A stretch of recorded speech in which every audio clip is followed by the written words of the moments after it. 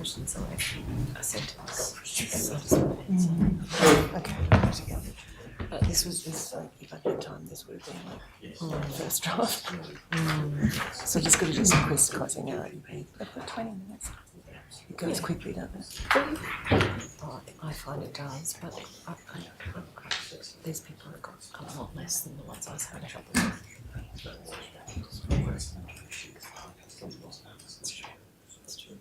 I'm surprised because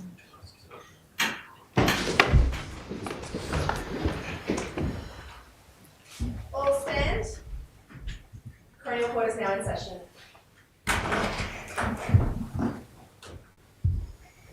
Please be seated.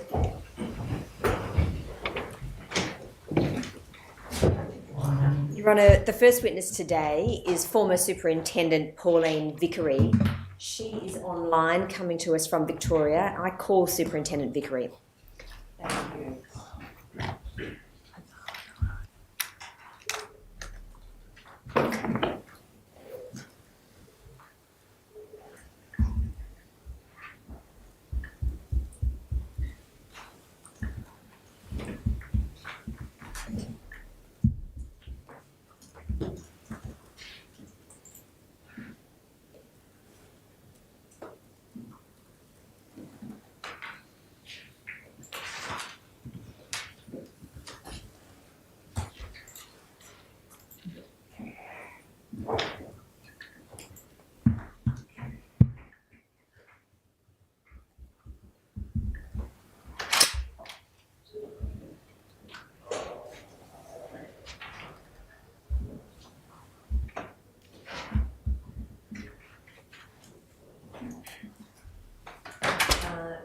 Ms Vickery, thank you for making yourself available to give evidence in the inquest today.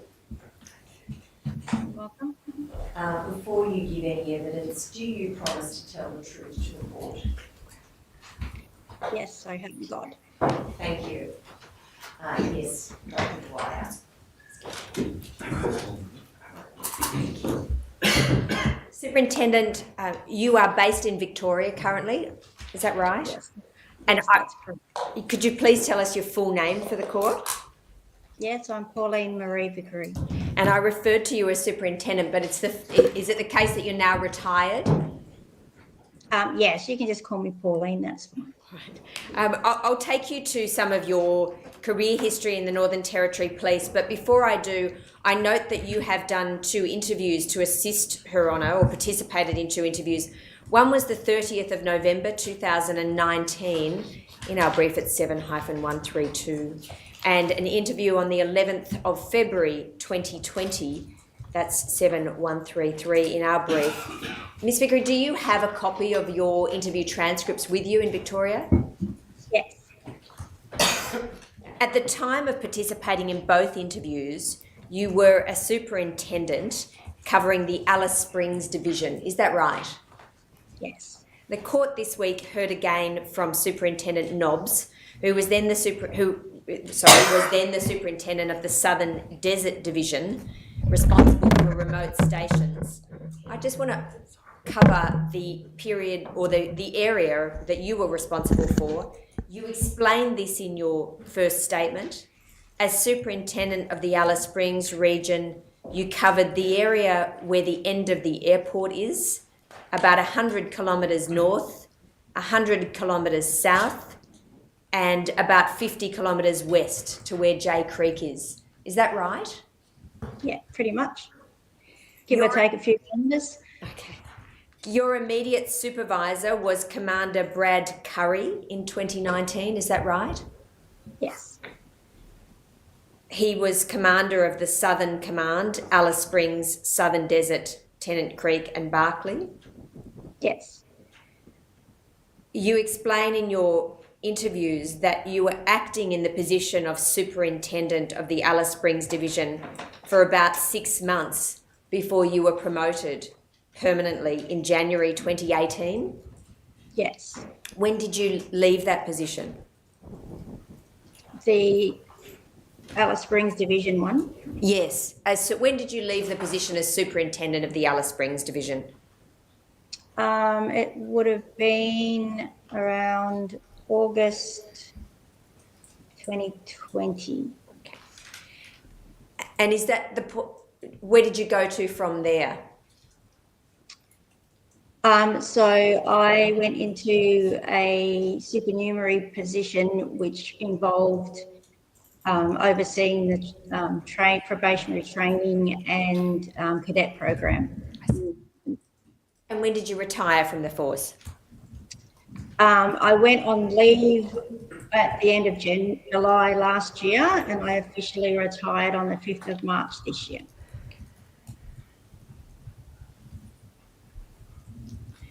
Can I just take you briefly to your history in the Northern Territory Police Force? When did you first join? 1984. And when did you come to Alice Springs as a police officer? 2013, I think it was. Okay. So you joined as a probationary constable in 1984, is that right? No, Okay. I joined as a police cadet.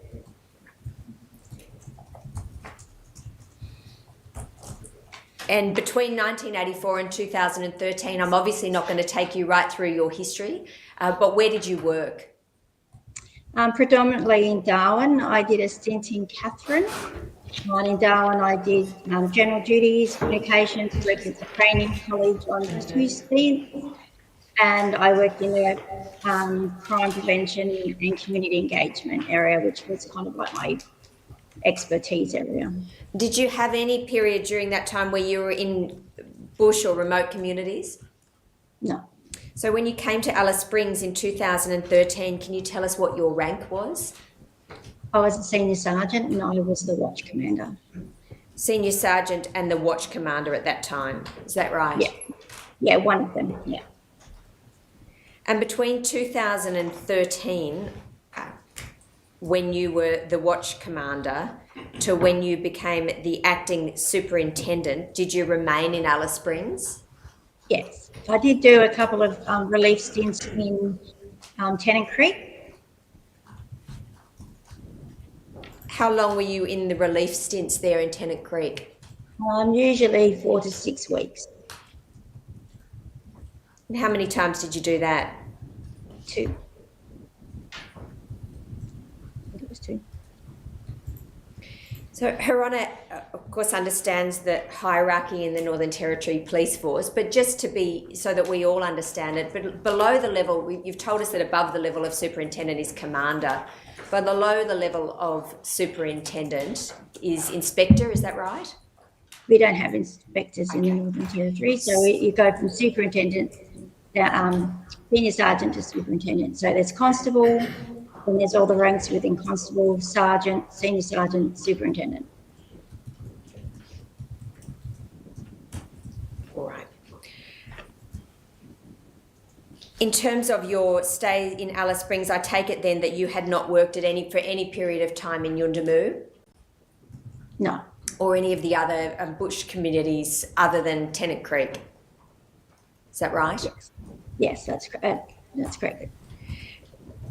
The recruits coming from Darwin have, we've heard so far, have an opportunity to be placed in either Alice Springs, Tennant Creek, or Catherine. So many of the police officers that you would have had into Alice Springs are coming to Alice Springs for the first time, correct? Yes. Many of them are working with Aboriginal people for the first time, is that right? Probably. Well, is that something that you turned your mind to while you were superintendent in Alice Springs? Well, it's something that the agency puts its mind to. They do cross-cultural training in the training course, and yes, we have them working in Alice Springs, and they predominantly work with a lot of Aboriginal people. When the recruits were coming down from Darwin to start work in Alice Springs, at any time you were working in Alice from 2013 to about 2021, was there any process of orientation involving cross-cultural competency? That is, understanding the different cultures that you'd be working with in and around Alice Springs. It's a conversation that came up quite a bit. But other than the formal training that they do in the college, we didn't have a formalised cross-cultural training in Alice Springs. So I take it there was no cross-cultural training that you did either when you were in Alice Springs? No. You understand, don't you, that cultures in the top end are very different to in and amongst each other in the top end, firstly, correct? Yeah. Yes, absolutely. Culture of the people of Tiwi Islands is different to the culture of people in Wada and Maningrida and Nayu. You'd agree with that? Absolutely. And Yes. then Central Desert communities, different again, different cultures that need to be respected and understood. Do you agree with that? Yes. Did it concern you then that recruits coming down to Alice Springs who may have had no engagement with Aboriginal people before that time had no orientation or understanding of the individual cultures in Alice and around? I don't know that I'd say, I think based on my recollection of the cross-cultural in Darwin, a lot of that was like a generic cross-cultural training, which talks about the family, how the families work and some of those sort of things. And then, we generally try to make sure that everybody is treated with respect and they take things into consideration. We had quite a few senior members who had worked in communities, and they would often pass on their knowledge. And we had our Aboriginal community police officers as well, who were able to provide some guidance if needed. And of course, now we have the ALOs who are, invaluable to us. You said you tried to make sure that everyone was treated with respect and they take that into consideration. How did you do that? Well, we have our core values in our organisation, and respect is the top one for internal and external people. That everyone we interact with, we treat with respect, and we just do the right thing by them, regardless of their race or whatever they are. That we do the right thing.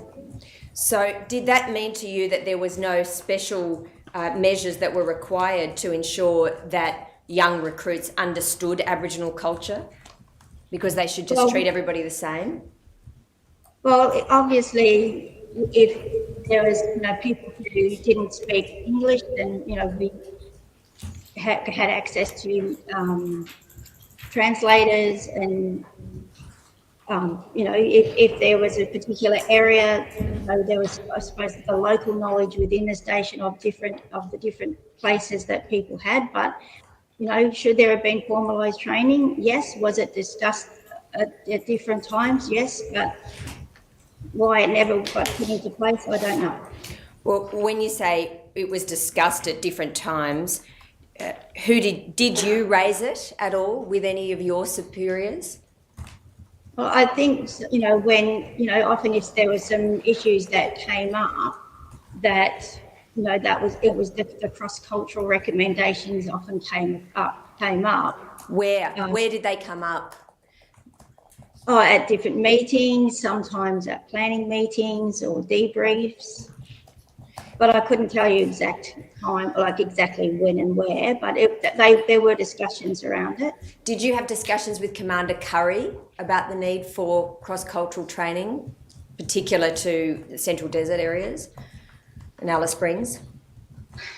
So Central Desert areas and Alice are different. So if for the Alice Springs people, yes, we did, and there was some talk about we trying to see if we could get something happening with some of the other agencies, but it just didn't seem to go anywhere.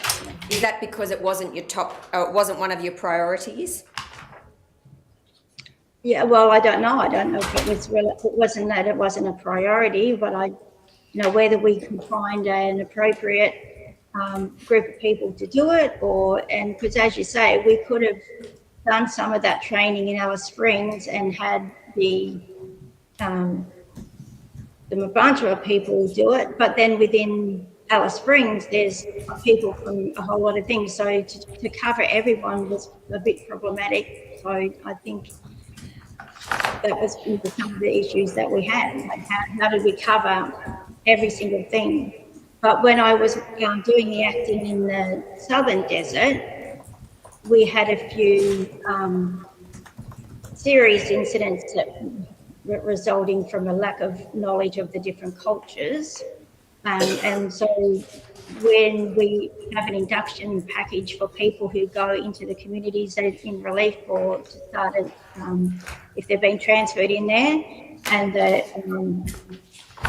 that cross-cultural knowledge is written into those where they actually have to go and to one of the elders, and the elders explain how their culture works and the things that they need to think about. Okay, I just want to come back to some of the things you said there. You said when you were acting as superintendent in the Southern Desert region, what period was that for? So I did that a few different times. I can't give you the exact times that I've did it, but I relieved in there quite a few times, and sometimes for up to 3 months.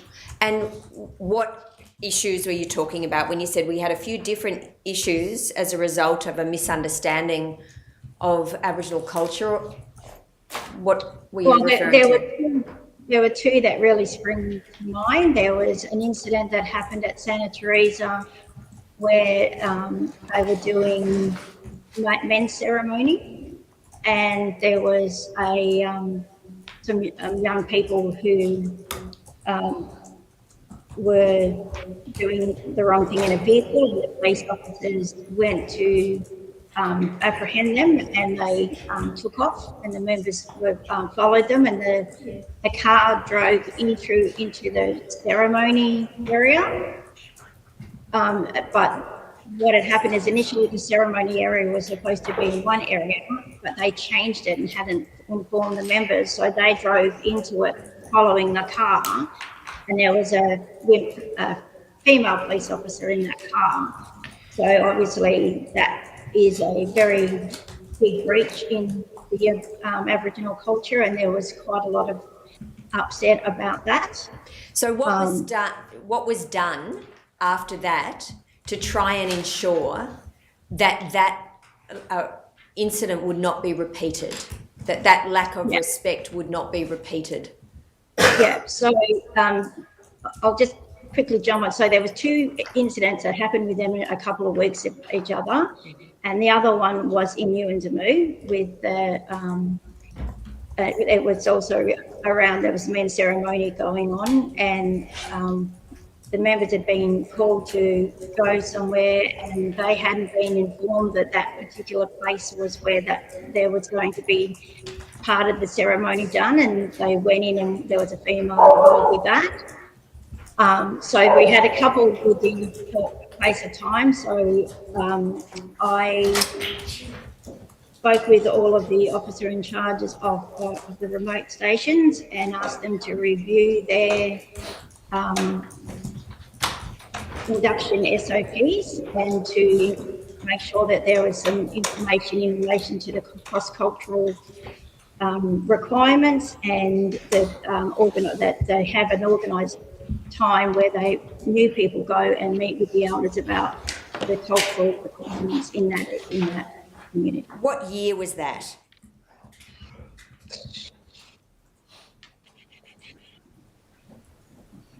Maybe about 2017 or early 2018. I can't remember exactly. Did you ever see a copy of the induction manual then that incorporated or the instructions you'd given?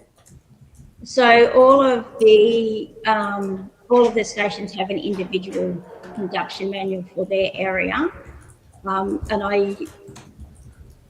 I think I viewed most of them to make sure that they had that component in it, but I don't know if I saw every one of them. But it's when we did station inspections, that would be one of the things that we would check to make sure that that was still going on. And so were you assuming then that from that point on, when new officers came into the community, there would be some sort of formal process where they were introduced to the elders and understood about culture? Would it surprise you? Would it surprise you then if the evidence in this inquest is that there was no such formal arrangement that followed?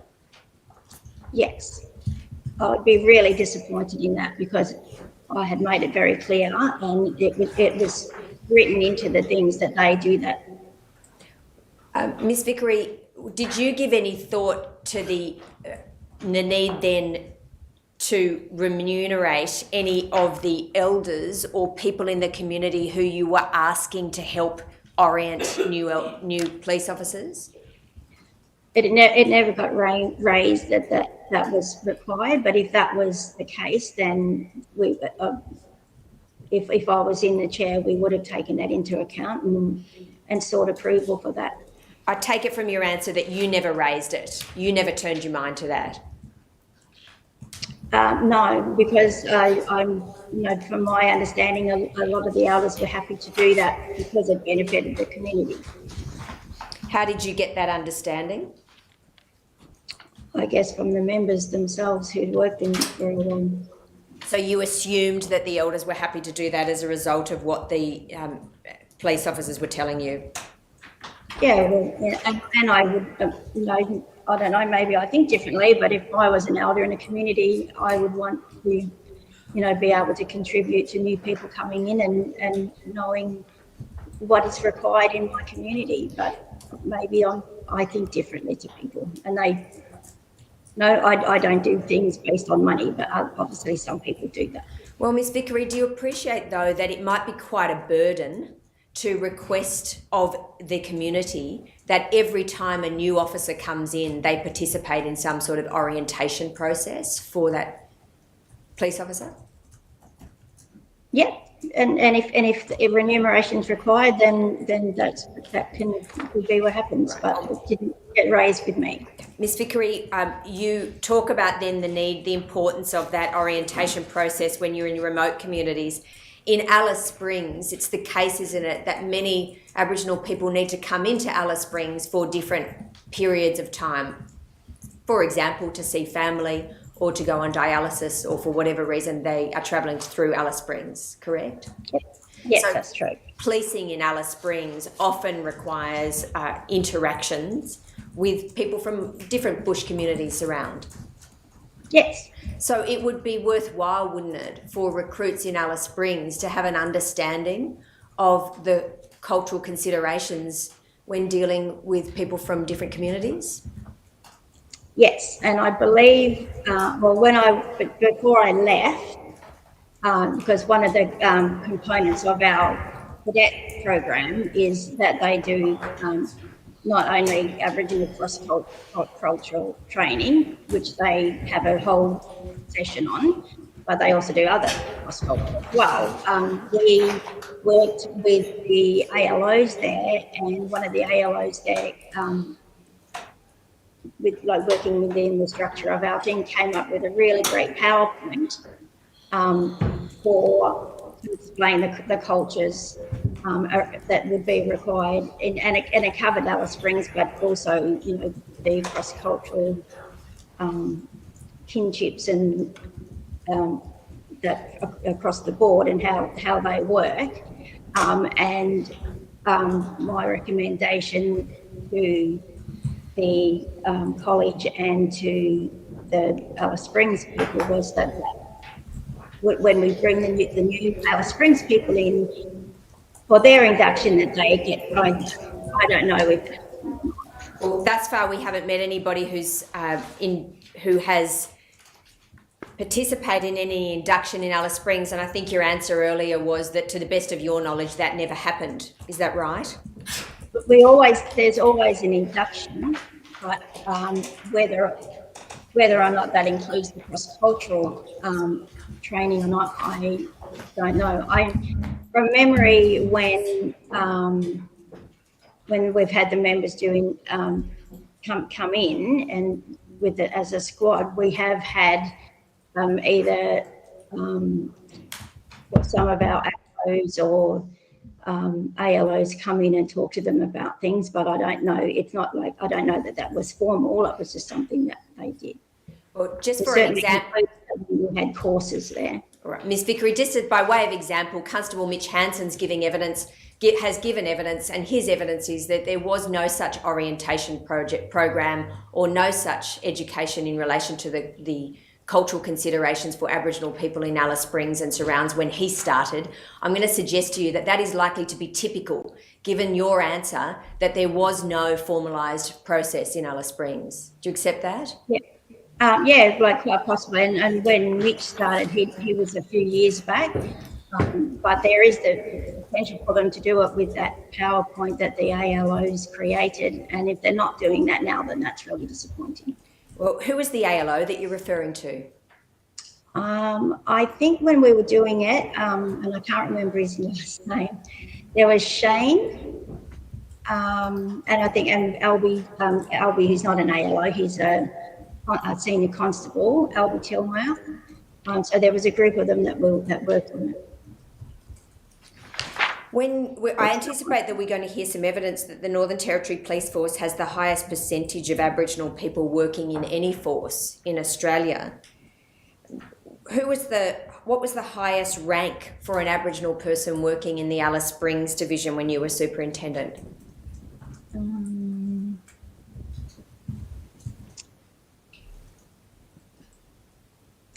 We definitely had mutants that were senior constables. I'm just trying to remember if we had an Aboriginal person who was maybe some sergeants. There were certainly ones that did acting sergeant. But yeah, so I could be missing some people, but I'd say senior constable sergeant level. Well, who was the Aboriginal sergeant who you worked with, or acting sergeant? I think Colby had done some acting sergeant work. I've got to actually go through my head and try to remember all of the members that were Aboriginal now. Can I think about it and get back to you? Sorry. Certainly. Ms Vickery, given your answer and you're struggling to remember, did it concern you that there were so few Aboriginal people being promoted through the ranks within the police force?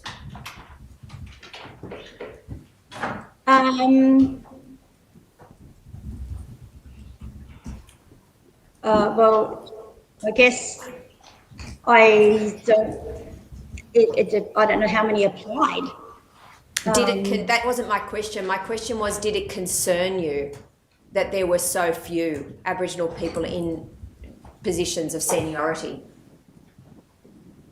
Well, I don't know that it concerns me. I think it's people's preference whether they're actually wanting to get promoted. Well, did you ask anybody? Did you ask any of the Aboriginal people you work with?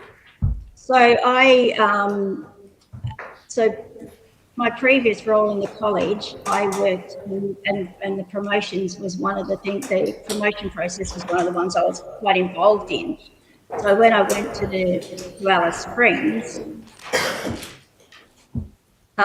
to Alice Springs, there was,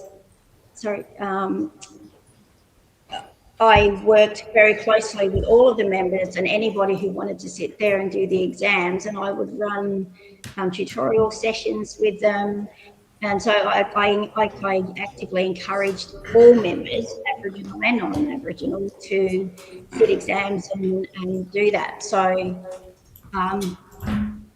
and provided them with assistance on how to study and the sort of legislation to focus on and that sort of thing. So I wouldn't say that they didn't, the people that I had think that they didn't have the support to do it, they didn't have the encouragement, and that I didn't help mentor them through that process.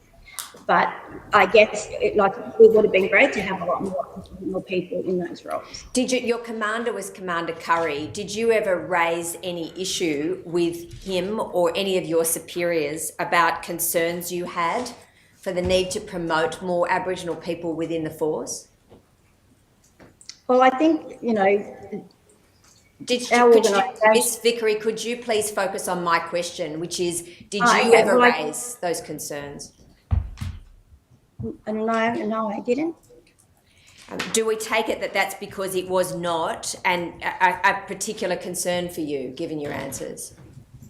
No, it's because I don't treat people on the basis of their race. I treat people the same, across the board, and I give people as much support as I can, regardless of what their race is. All right. So do I take it from that answer then that your perspective was that everybody should be treated equally, and there was nothing particular that you needed to do to encourage or support Aboriginal people to advance through the ranks?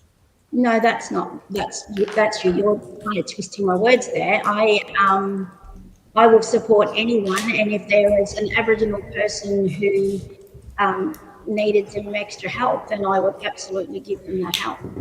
There was and do everything I can to support them in that process.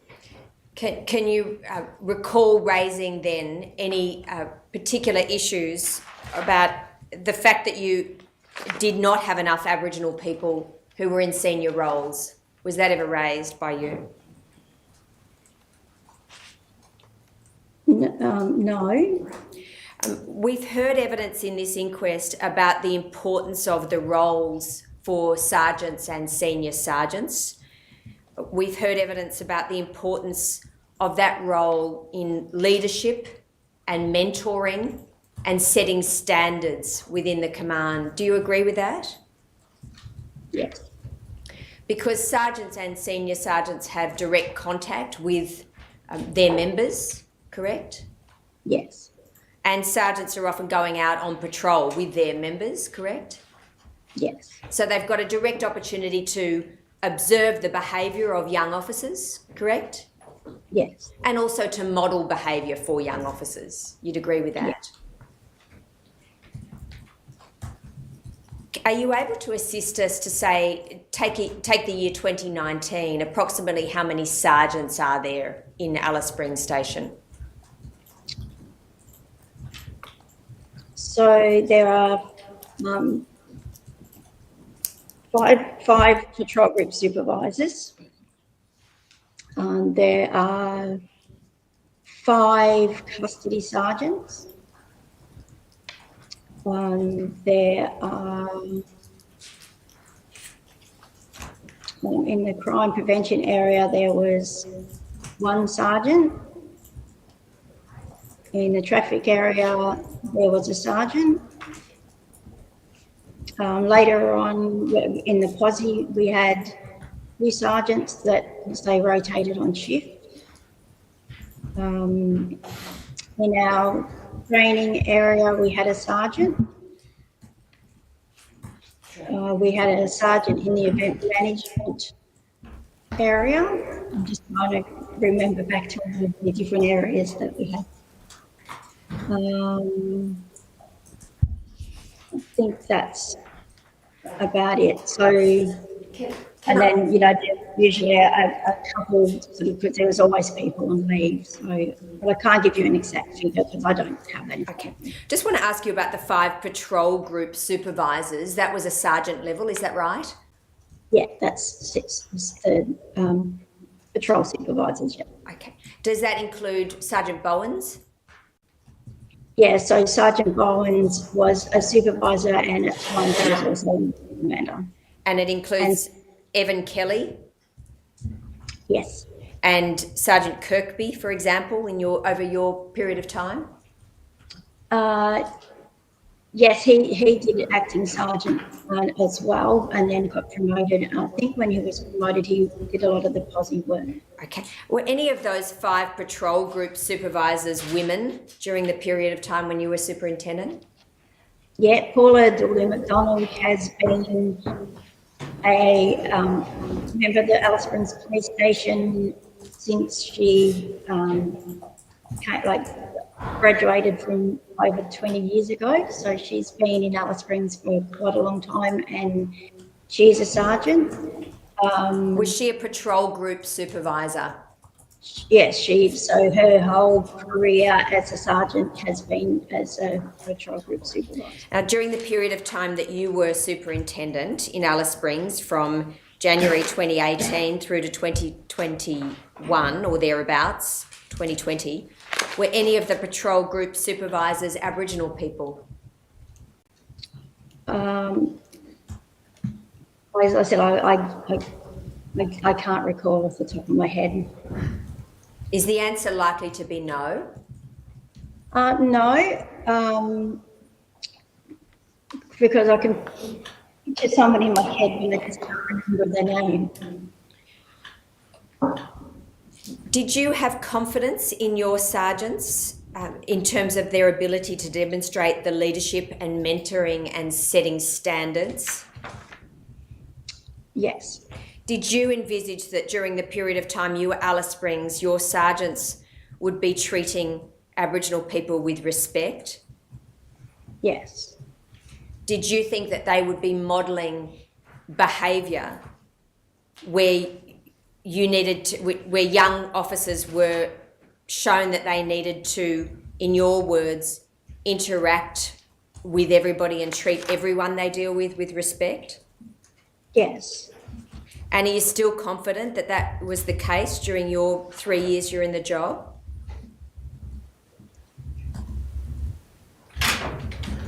I don't do. I think that every interaction, people treated people with respect. No.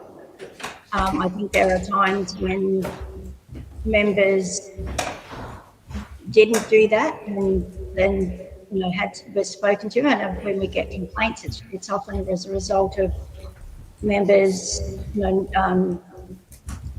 not speaking with respect and having to be reminded of those obligations and what the responsibilities are.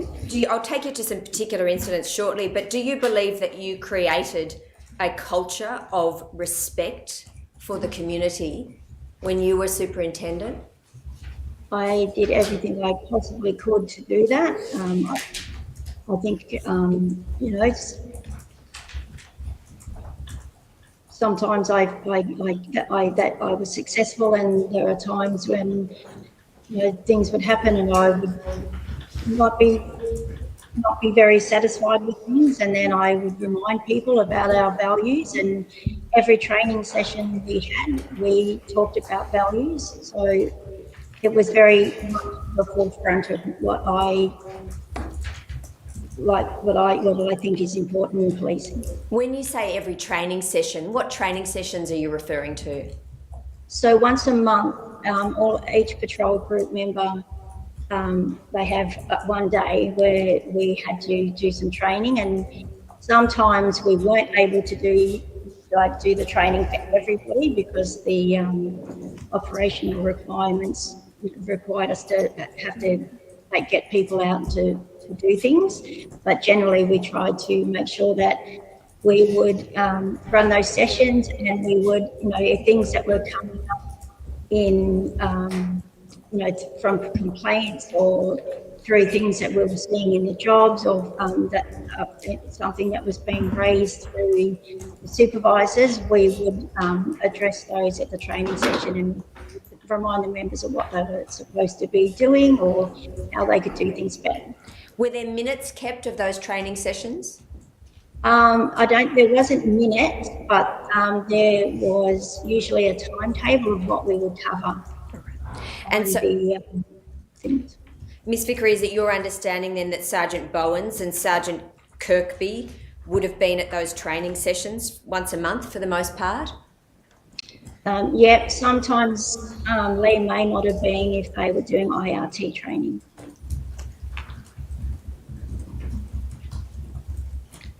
All right, so if Sergeant Bowens was doing his IRT training, he might have skipped those sessions that you held. Yeah.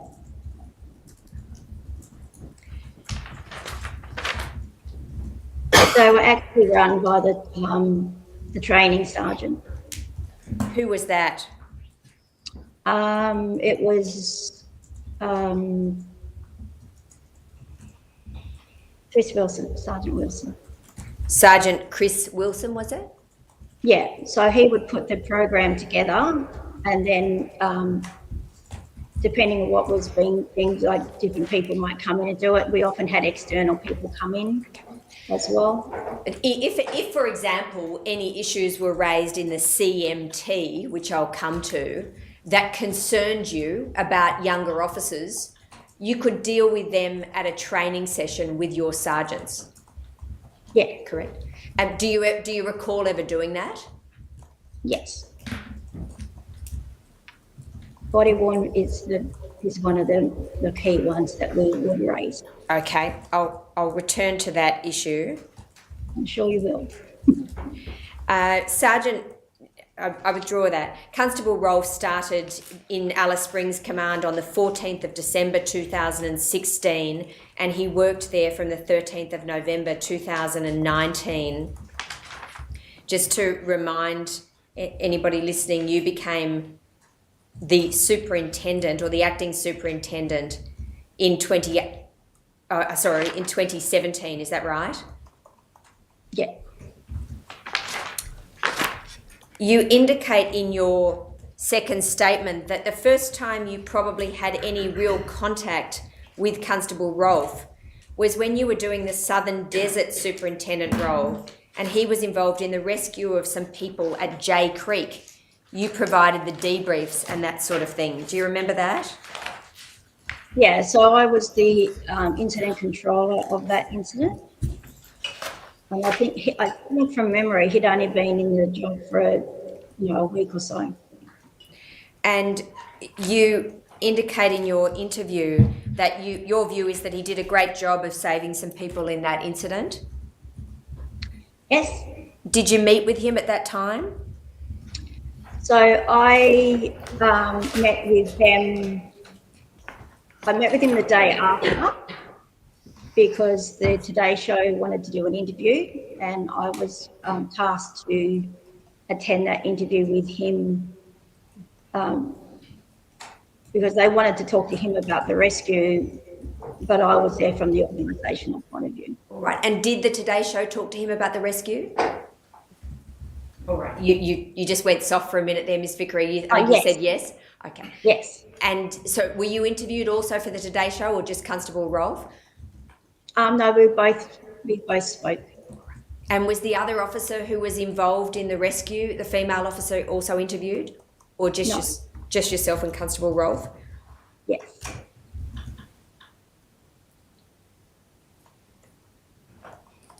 When was that? Was that immediately after the incident? The next day. We had to be there at 5 o'clock in the morning to do it. Was there any special permission required to allow him to do that in media? That was arranged through our media department. And your view was that what he had done in jumping in the water was courageous?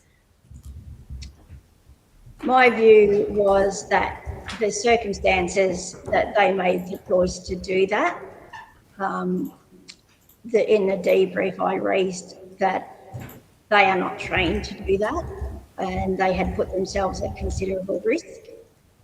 So a lot of the debriefing was about the risk management of that. Was it just that they had put themselves at risk, or did you have any other concerns?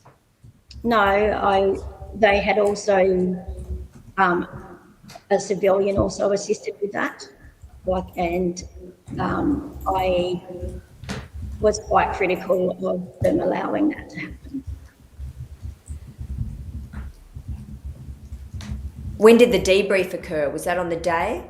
No, it was, I think, a few days or a week after it. All right. So we had to be able to get everybody back together. So there was the Today Show interview. Your view at that time, though, I take it, was that it was commendable that he had been courageous. Is that right?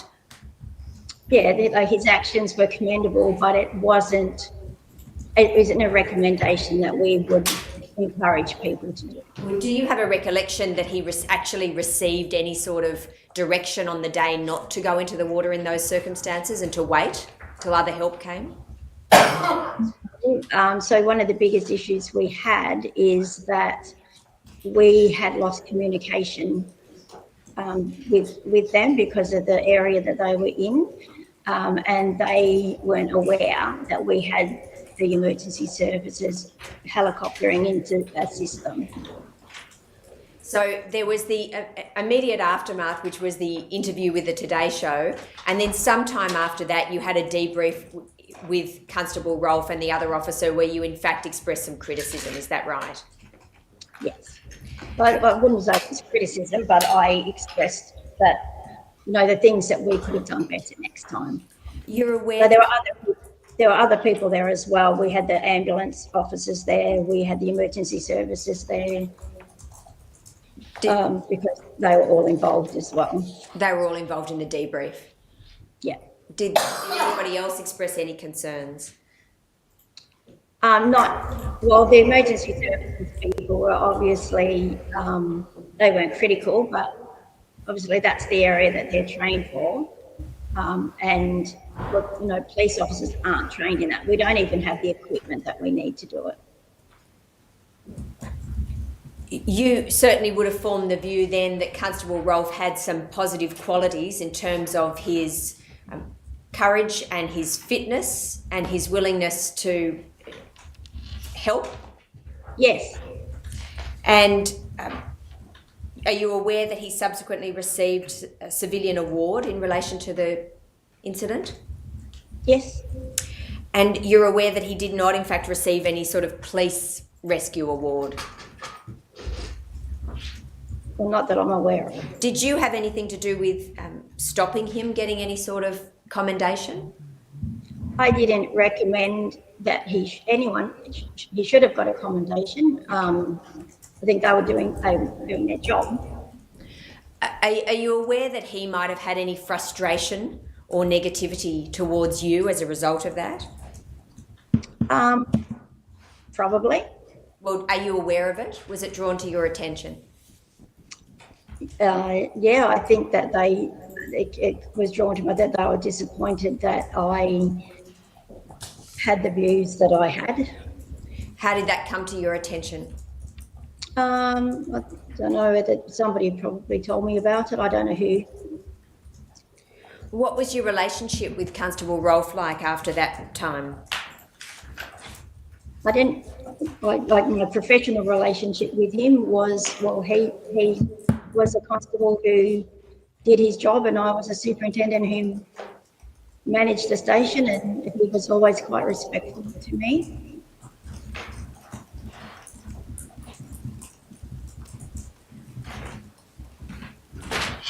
How much contact did you have with a young constable in Zachary Rolfe's position? I don't have a lot of interaction with them. I would see them at training days.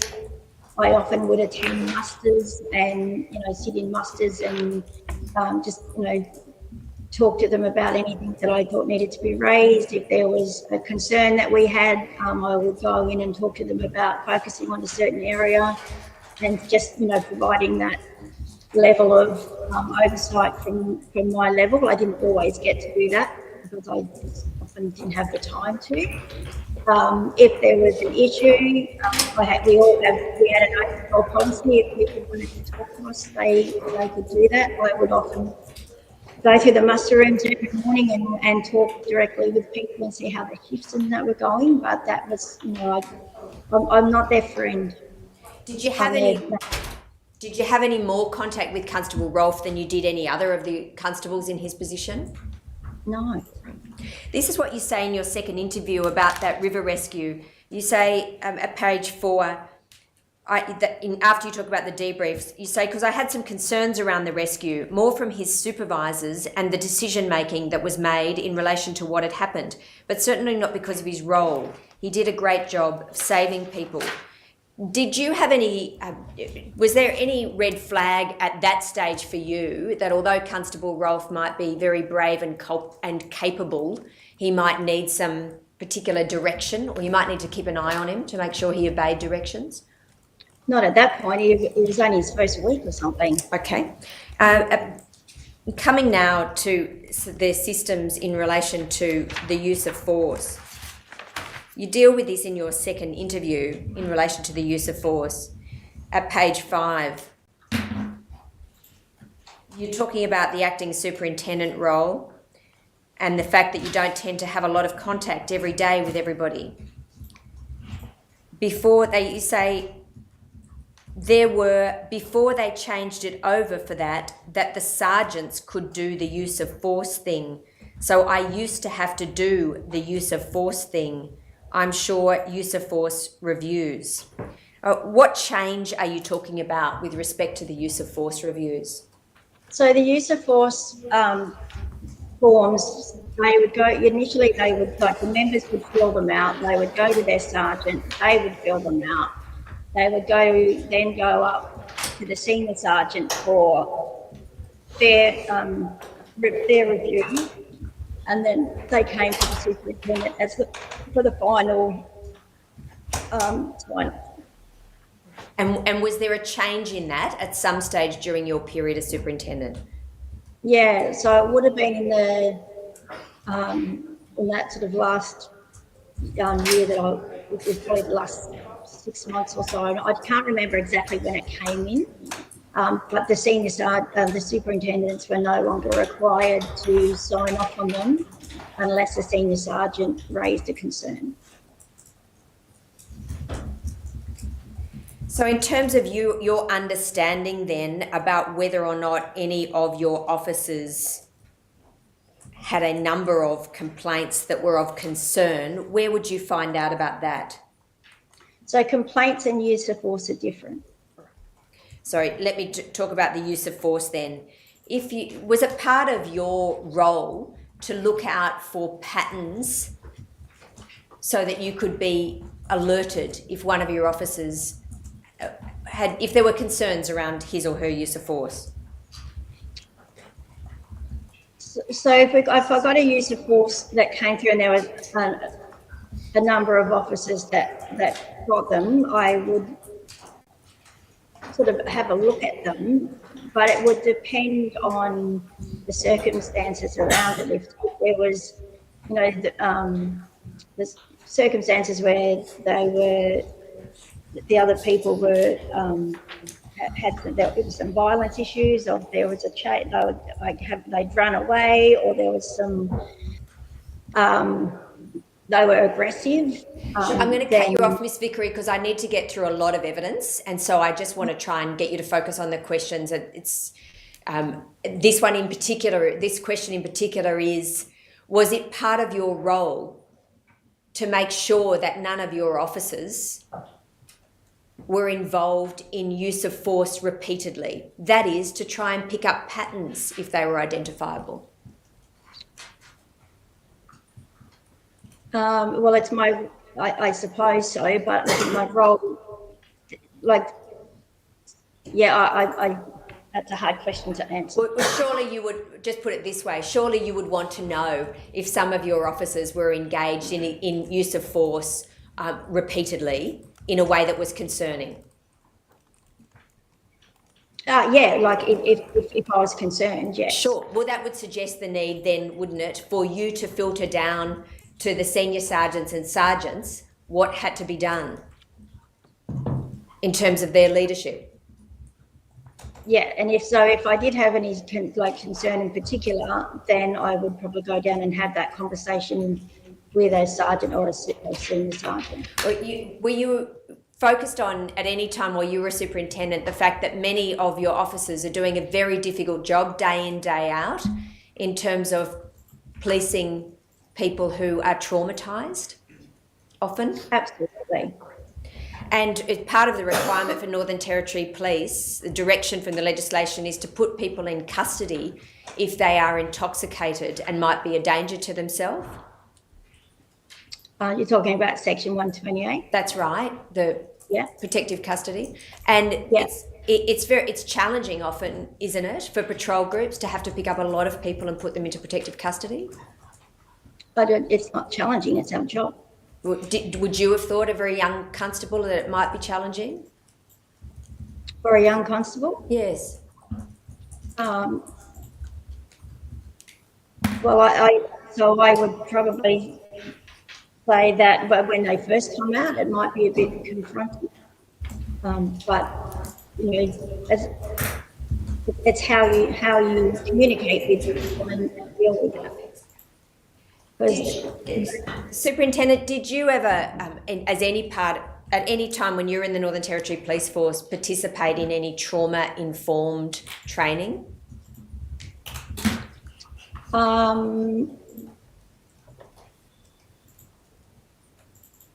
Can you explain what you're So talking? do you know what I mean by trauma-informed training? Not really. Right. Were you once a young constable who was out on patrol groups yourself? Yes. But you never did that in Alice Springs, did you? I would do shifts. I have been. I went out in the van on occasion as when I was a senior sergeant. Did you do that after 2013? Yeah. Have you been on patrol groups where people have been put into protective custody? Yeah. Have you done any period of time where you are doing those shifts night after night, that is on night shift? Yes. When was the last time you would have done that? When I stopped watch commanding, so 2016 or 17. Did it occur to you that for some of the young officers coming into Alice Springs, having never had any involvement with Aboriginal people, it might be challenging to do that night after night? Yeah, it would be initially. That's why we always have them with senior members when they first come out. So to your mind, the role that's played by sergeants on the patrol group is what is critical in advising them how to behave respectfully in spite of those challenges. Is that right? The sergeant is very important, but the senior member is probably equally important. The senior member meaning the senior constable on the patrol group, is that right? Well, unfortunately, in Alice Springs, it's pretty rare that we have everybody with a senior constable. Okay. I take it then that there's no specific training that you're aware of to help young officers to cope with with what they're going to experience on night shift, putting people in protective custody, for example. I don't think it matters what time of the day it is. They do cover it in their initial training in the college. Okay. I'm just going to move to the CMTs, Ms. Vickery. At page 5, you say this: obviously, I sit in the CMTs here, so I'm aware that when we have complaints against police and that sort of thing, he has had a number, and you're referring to Constable Rolfe, he has had a number of incidents where he's been involved in complaints, and a large number of those have been CRP type ones, and there are others where he was, involved in the arrest team, where the PSC has taken responsibility for. I'm just going to deal with some of those acronyms. You sat on the CMT, the Command Management Team, correct? Yes. And you're referring to complaints of Constable Rolfe where there'd been a large number of CRP, complaints resolution process type ones, correct? Yes. And there are other ones where he was involved in the arrest team where the PSC has taken responsibility. That's the Professional Standards Command. Yeah. And then you go on to say at the bottom of the page, so none of the CAPs, complaints against police, none of the complaints against police were people that had injuries or anything. I did notice that, he was getting quite a few had been involved with. It's not often. It was just him and another member. There were groups, we had multiple people and that sort of thing. And then you go on to note that there was a particular lawyer when Naja took over from Carlos who would get complaints, who would make complaints, and those complaints dropped off after that lawyer left. Do we take it from that evidence that you were not concerned about any complaints coming in relation to Constable Rolfe, and you thought, in fact, that it was a particular Naja lawyer who was being overly sensitive? So yes, I think that pretty much any time that we were apprehending a young person, that we would get a complaint. And so to your mind, the reason why Constable Rolfe might be receiving a fair few complaints really related to this overly protective or defensive lawyer?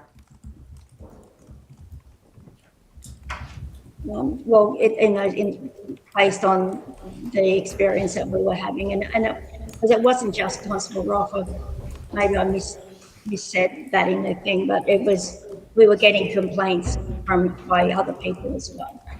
So I'll just take up some of the things you said. None of the complaints against police were people who had injuries or something. How did you know that? Or why did you think that, I should say? But usually from the information that came through the complaint. Okay. From December 2016 to November 2019, so for 3 years, there were, in accordance with the records, 46 incidents of use of force that were reported for Constable Rolfe. Did that seem to you to be a high number? Over how many years? Over 3 years, 46 incidents? So No, so anytime they use force, they have to do it. It can be, pretty much any time that they have to, take someone to the ground or, there's a use of force component to it. sorry, Ms Vickery, you're dropping off there in your words. Could you repeat that last sentence? So anytime they use force in accordance with our use of force guidelines, then they have to complete one of those use of force. All right, and then you said any time, so for example, pretty much any time they take someone to the ground or anything like that. Yeah, ground stabilising. So it's not just any arrest though, is it? It includes any arrest that involves the use of force. All right, yes. So the numbers itself wouldn't trouble you, 46 incidents of use of force. No. Okay. You go on to say none of the CAP's complaints against police involve people with injuries. Have you read the report of Commander Proctor that was prepared for the assistance of the coroner? No. In his report, for example, he notes that in 18 months there were 3 arrests that involved head injuries. The arrest of Mr. Ryder, the arrest of Master Cleveland, and the arrest of Mr. Bailey. Did you know about that? I'm aware of the Malcolm Ryder case, but I'm not aware of the other 2. But they may not have been CRP jobs. They might have been ones that have gone through PSC. But they would still come to you in the CMT, wouldn't they? Yeah, I'm sorry. I thought you were talking about the use of force in relation to my comment about the CRPs. All right, so you're just restricting that to complaints against police, are you? Yeah. Okay, well, let me just remind you of the facts of those matters, and then I'll take you to some videos shortly. On the 11th of January 2018, Malcolm Ryder was arrested by Constable Rolfe and 3 others. He ended up receiving 13 stitches. The laceration above his right eyebrow required 13 sutures to close it, and the laceration above his left side of his forehead required 3 sutures to close. Body-worn video had not been activated by 3 of the officers. If you can just hold that case, that's the 11th of January 2018. Yep. On the 1st of April 2019, Master Cleveland Walker, a 17-year-old Aboriginal boy, was chased onto the Anzac Hill area. During the arrest, he ended up on the rocky ground. He alleged that Constable Rolfe had banged his head into a rock. He sustained a laceration that required medical treatment and stitches. Body-worn video was not activated for the arrest. On the 12th of October 2019, Mr. Bailey ran across the council lawns. Constable Rolfe pursued him, pushed him at full speed into the wall of the council building without warning. He fell heavily into a bench seat attached to the wall of the council building, striking his head on the seat. His head was split open. He required 9 sutures to close the wound. On that occasion, he did activate his body-worn video. Putting those 3 occasions together, would that concern you in any way, that this officer was involved in those 3 incidents over 18 months? 3 incidents over 18 months. 3 incidents where there were over, injury. where there were head injuries that were required sutures.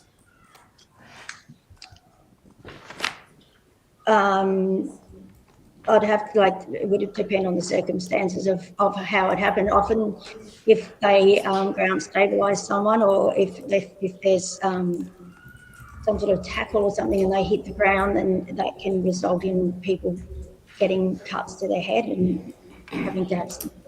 Would you be interested to know, as the superintendent of the station, of the circumstances of those incidents? if a member of the community ended up with sutures in their head after being detained by one of your officers, and it happened 3 occasions in 18 months? Again, it would be, you'd look at it individually, and then based on whether or not those ones had been justified, then you would look at it. But if they weren't justified, then you would have to start looking at the concerns. So the answer to my question is yes, you would be interested as superintendent to make sure that that use of force was justified if you thought members of the community were ending up with stitches in their head after an arrest. If it was considered to be unjustified, yes. Well, it's a fundamental part of your mandate, isn't it, as superintendent of that area, to make sure that there is not a pattern of excess use of force? Yes. One of the incidents that you were involved in a review of involved the Todd Tavern. Do you recall that incident, where Constable Rolfe was involved? I don't recall it, but I have been provided some information about it. On the 24th of September 2019, there was a foot chase through the Alice Springs Mall.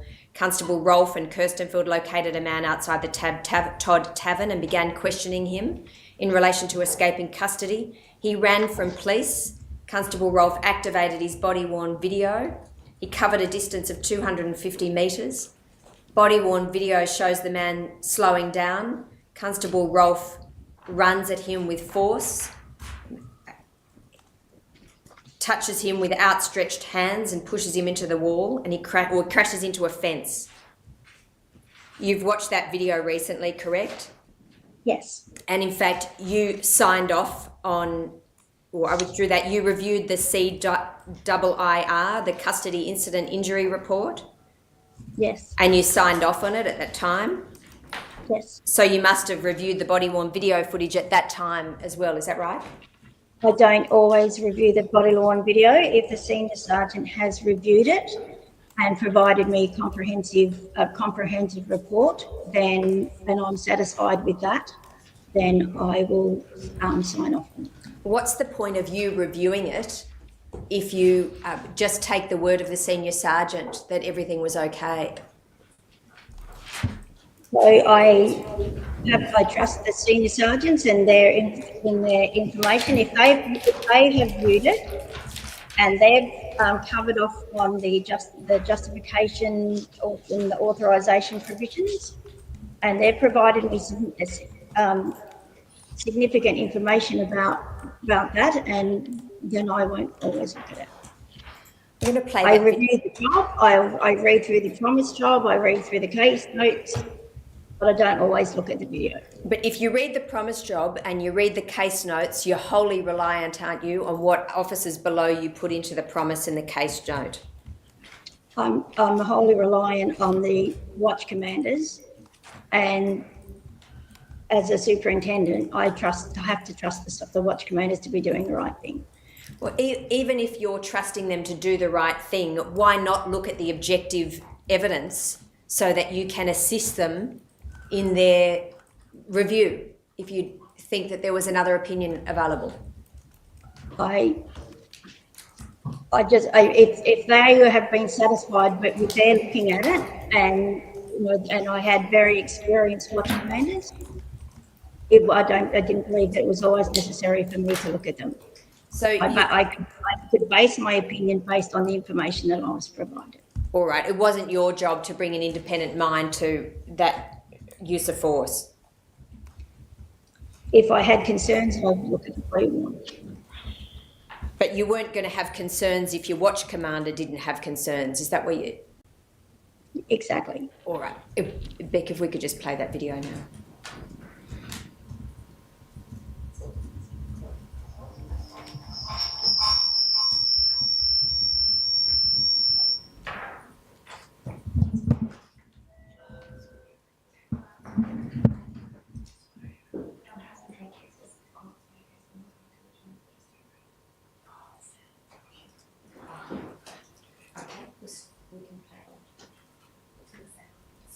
So the court status is coming up. I'm just going to use the system, so it's up to you if you want to watch it. It might be worth taking the morning adjournment, Your Honour, if that's going to take any time. All stand. Coronial Court stands temporarily adjourned.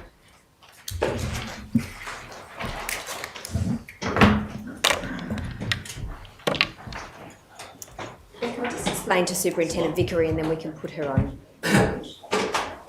Ms Vickery, we just got some problems with the speakers, so we'll just hook that up again. We're taking a 15-minute break.